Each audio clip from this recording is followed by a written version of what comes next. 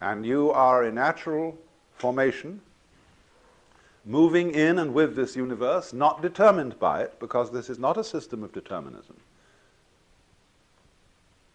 But you are moving with it in just the same harmonious way that you notice the waves moving, and the trees growing, and the clouds moving.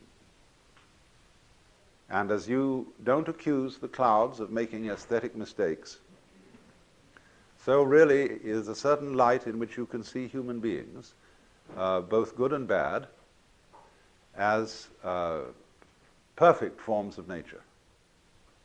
You may have fashionable discriminations about who is beautiful and who is ugly.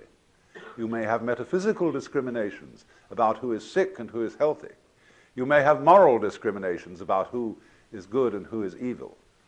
But these are all points of view, relative points of view.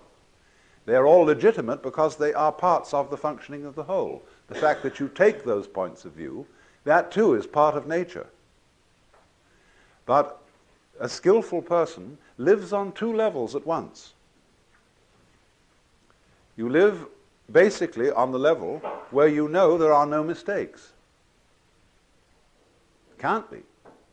Everything moves in accordance with what the Chinese call the Tao, the way of nature. And if you have that basic feeling, you will always be sane. But you are able to comprehend within that feeling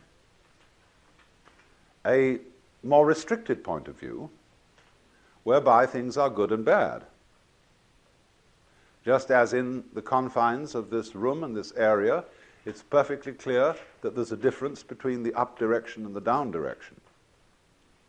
But we know that this area is situated in interstellar space, and there is no up and no down. Now, the second situation doesn't contradict the first. But if you have only the discriminatory point of view, if you take your fundamental stand as a being on the difference between good and evil, you get in the Christian hang-up. You have then to say that there is eternal heaven and eternal hell, that the distinction between good and evil is radical. And if you do that, you begin to suffer from a disease called chronic guilt, which is one of the most destructive emotions that anybody can have. You feel an outcast from the universe, at odds with reality itself, at odds with God. And that sends people quite mad, and is responsible for a good deal of the craziness of Western civilization. It's making too much of a good thing out of the distinction between good and evil. It is an important distinction, but it's not fundamentally important. Every individual is so related to everything else that's going on that you imply it.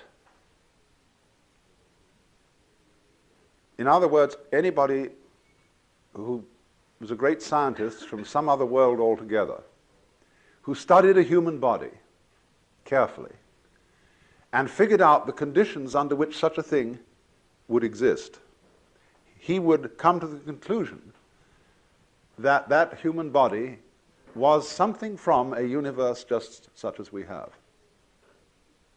He would find that your structure and your behavior implied this whole thing. Just as with a laser beam system, you can photograph a small fragment of any photographic negative, and from that tiny fragment you can reconstruct the whole picture from which it was taken, because the crystalline tensions in that fragment imply the whole context of crystalline tensions that belong to that particular negative. So in exactly the same way, you as an individual imply this world, and this world mutually implies you.